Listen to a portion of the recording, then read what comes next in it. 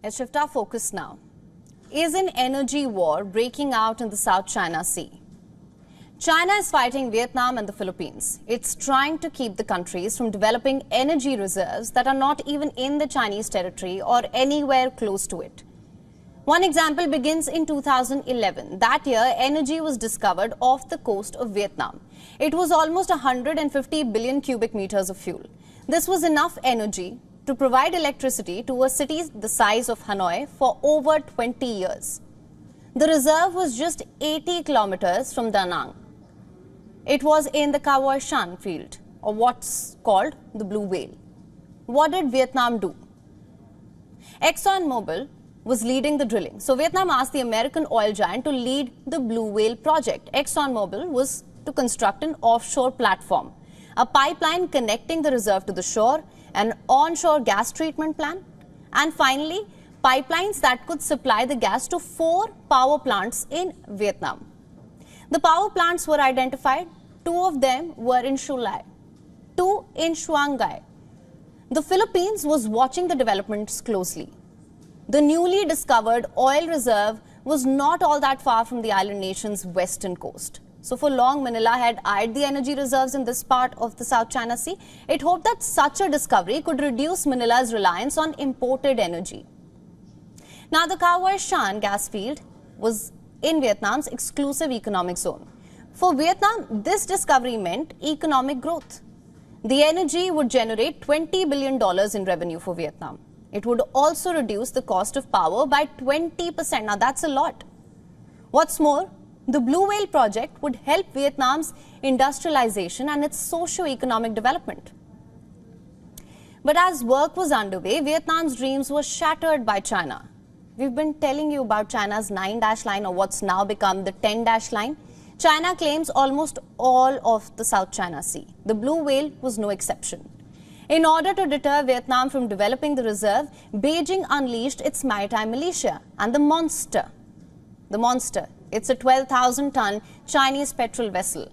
It's fitted with anti-aircraft guns.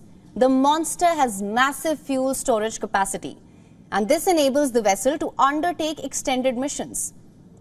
China ensured that every now and then the Monster sailed around the waters of Vietnam, especially the energy-rich parts.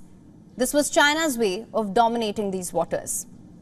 Also sending a message to Vietnam that its ships cannot possibly compete with Chinese monster ships.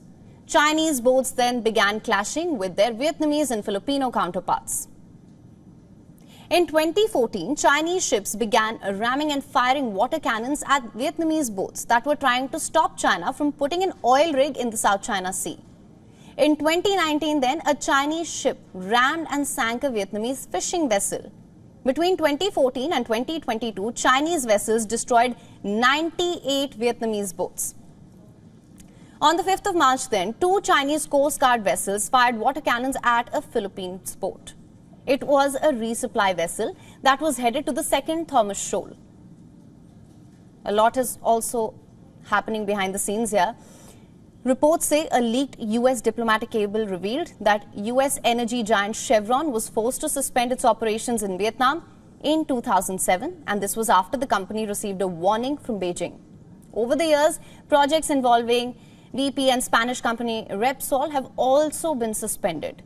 You see, Vietnam is the 3rd largest holder of crude oil reserves in Asia, behind China and India. Vietnam has natural gas, also petroleum. The Philippines too has 3.5 trillion cubic feet of natural gas reserves. All of the natural gas that Philippines produces is consumed domestically.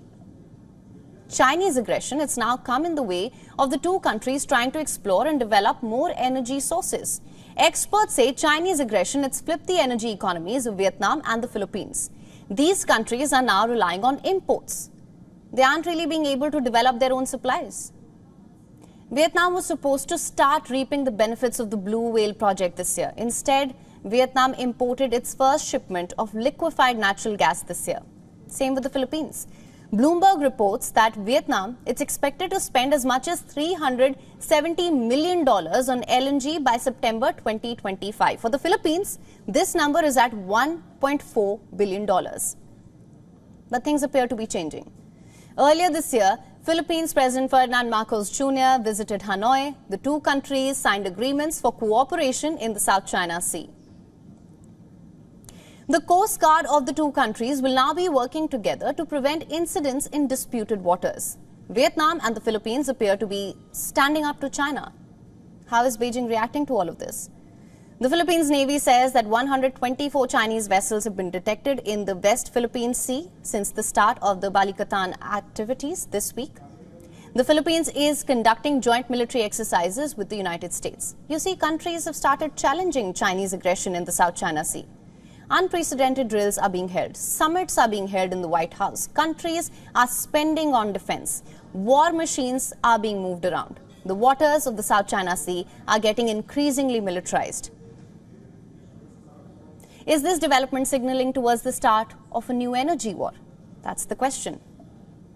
For latest news, download the WION app and subscribe to our YouTube channel.